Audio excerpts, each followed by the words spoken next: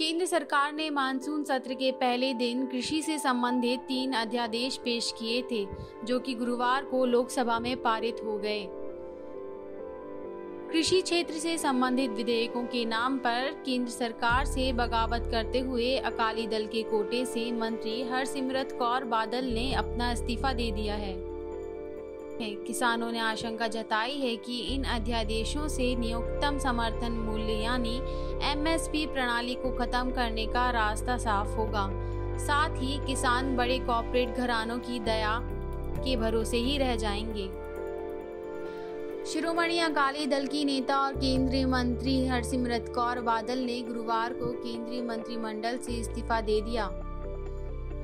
इससे पहले अकाली दल के चीफ सुखबीर सिंह बादल ने लोकसभा में कहा था कि हरसिमरत कौर बादल कृषि विधेयकों के विरोध में अपना मंत्री पद छोड़ने जा रही हैं। मैंने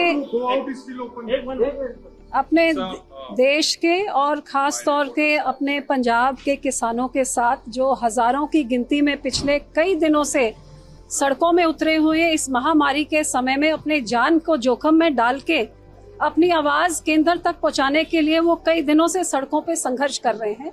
उनकी मांग और हमारी मांग भी सिर्फ यही थी कि जो उनकी मन में शंकाएं हैं इस ऑर्डिनेंस के खिलाफ, शायद ये ऑर्डिनेंस किसान के भले में हो, लेकिन जिसके भले में है उनको आश्वासन देना, उनको भरोसा देना और उनको आश्वस्त करना कि उनकी शंकाओं को एड्रेस करना, ये एक मेरा नैतिक फर्ज और सरकार का फर्ज बनता था।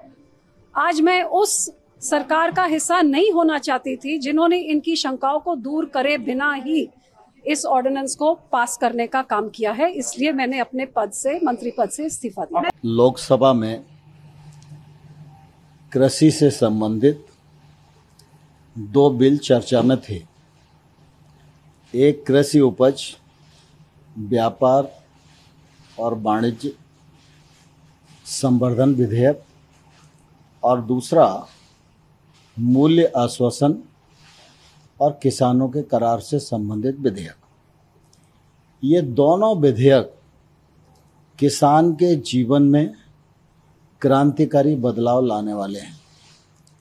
देश तो 1947 को आज़ाद हुआ, लेकिन किसान मंडी की जंजीरों में बंधा हुआ था। आज प्रधानमंत्री नरेंद्र मोदी जी के नेतृत्व में इन विधेयकों के माध्यम से उसको आज़ादी मिली है। जिन सदस्यों ने समर्थन किया, मैं उन्हें भी धन्यवाद देना चाहता हूं।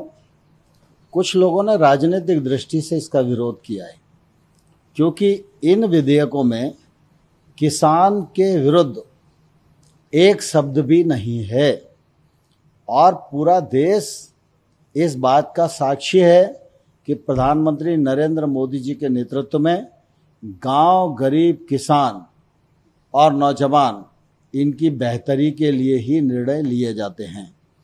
आज से पहले किसान के मामले में निर्णय तो बहुत हुए, लेकिन इस प्रकार का निर्णय हो इसका इंतजार स्वामीनाथन साहब को भी था, श्वेतकारी संगठन के शरद जोशी साहब को भी था, नेशनल फार्मर कमीशन जो बना था उसने भी अपनी रिकमेंडेशन की थी और कांग्रेस भी अपने मैनिफेस्टो में इस प्रकार की बातें कहती आई है, लेकिन कांग्रेस को करने की हिम्मत नहीं पड़ी।